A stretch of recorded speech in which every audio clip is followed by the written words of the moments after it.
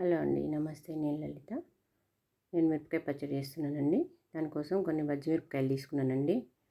వాటిని శుభ్రంగా 2 సార్లు కడిగి ఒక పొడి క్లాత్తో అన్నీ తుడిచిపెట్టుకోవాలండి. తుడవడం అయిపోయిందండి. ఇప్పుడు వాటికి చాకుతో పొడవుగా ఘాటు పెట్టి అన్నింటికి ఘాట్లు పెట్టుకొని మిర్చిలో ఉన్న గింజలన్నీ దులిపేసుకోవాలండి. ఒక చాకు కానీ స్పూన్ కానీ ఉపయోగించి వాటన్నిటిని దులిపి మిర్చిని పక్కన పెట్టుకోవాలండి. ఇప్పుడు పచ్చడి కోసం నువ్వుల పిండి కావాలండి. దానికోసం ఒక 3 స్పూన్ల నువ్వులు తీసుకొని వాటిలో నీళ్లు పోసి టీ జార్లో వడపోసి పక్కన పెట్టుకోవాలండి. ఈలోగా పచ్చడికి కావాల్సిన చింతపండు నానేసుకుందామండి. పెద్ద నిమ్మకాయ అంత చింతపండు తీసుకొని కడిగి నీళ్ళు పోసి దాన్ని కూడా పక్కన పెట్టుకోవాలండి. ఇప్పుడు స్టవ్ పై ఒక కడాయి పెట్టి ఇందాక మనం నువ్వులను తడుపుకున్నాం కదండి, వాటిని మంచిగా ఫ్రై చేసుకోవాలండి. కొద్దిగా చిటపటలాడేదాకా వేపుకోవాలి. తడిపితే మంచిగా వేగుతాయండి నువ్వులు.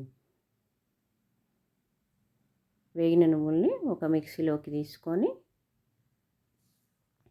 అందులో కొంచెం ఉప్పు, జీలకర్ర కూడా వేసుకొని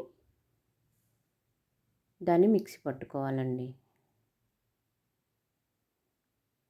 ఆ మిక్సీ పట్టుకున్న పొడిని ఒక బౌల్లోకి తీసుకొని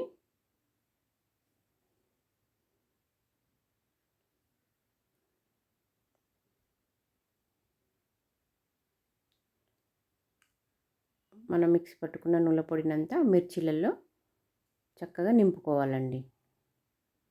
నేను చూపెట్టిన విధంగా అన్ని మిర్చీలలో నింపి పక్కన పెట్టుకోవాలి.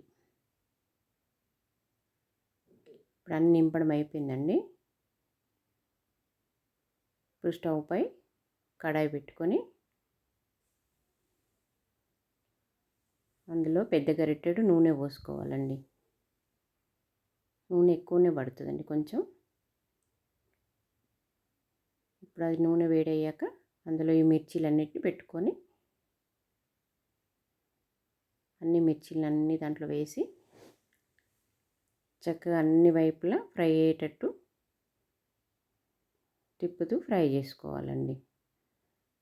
వేసిన మిర్చిపై ఒకసారి మూత పెట్టేసి అలా మూత పెడుతూ తీస్తూ అన్ని వైపులా ఈక్వల్గా ఫ్రై చేసుకోవాలండి.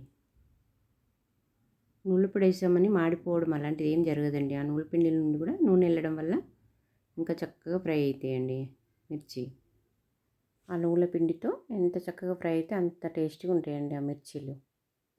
ఇప్పుడు మిర్చీలన్నీ ఈక్వల్గా ఫ్రై అయ్యేటట్టు మూత పెడుతూ తీస్తూ కలుపుతూ ఫ్రై చేయాలండి. ఇప్పుడు ఫ్రై అయిపోయినాయండి.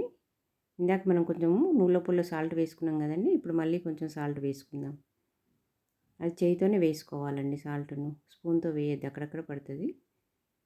వేసిన సాల్ట్ను అంతా కలిపేసి మళ్ళీ ఒకసారి మూత పెట్టేసుకొని ఇందాక చింతపండు నానేసుకున్నా కదండి, అది గుజ్జు తీసి పెట్టుకున్న ఆ గుజ్జును మిర్చీలలో పోసుకోవాలండి.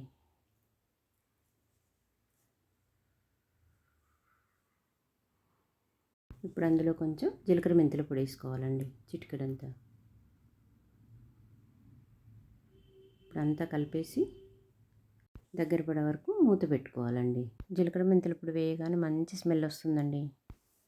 ఎంతో రుచిగా ఉండే మిరపకాయ పచ్చడి రెడీ అయిపోయిందండి. కారం కారంగా, పుల్ల పుల్లగా చాలా రుచిగా ఉంటుందండి పచ్చడి. వేడి అన్నంలో తింటే చాలా బాగుంటుందండి. మీరు ట్రై చేయండి. చల్లారినాక ఒక జార్లోకి ఎత్తి పెట్టుకుంటే 4 రోజులు ఉంటుందండి. Thank you.